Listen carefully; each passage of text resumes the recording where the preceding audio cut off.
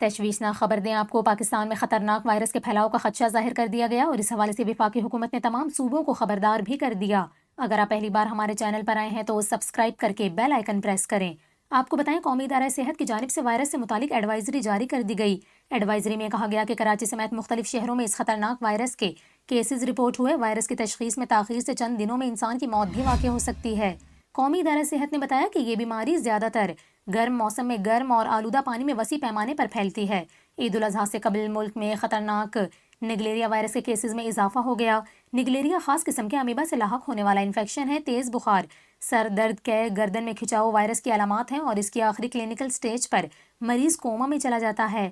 آپ کو بتائیں کہ محکمہ صحت کی ایڈوائزری کے مطابق وائرس کی تصدیق کے لیے سی ایس ایف سیمپل کی مائکروسکوپی ہوتی ہے۔ محکمہ واٹر سپلائی پانی میں کلورین کی مقررہ مقدار شامل کرے۔ ایڈوائزری میں متعلقہ اداروں کو واٹر ٹینک، پائپوں کی صفائی کا خیال رکھنے کی ہدایت کی گئی۔ جاری ایڈوائزری میں یہ بھی کہا گیا کہ سوئمنگ پول کے پانی میں کلورین کی ملاوٹ یقینی بنائی جائے۔ شہری بغیر کلورین پانی والے سوئمنگ پول کا استعمال نہ کریں۔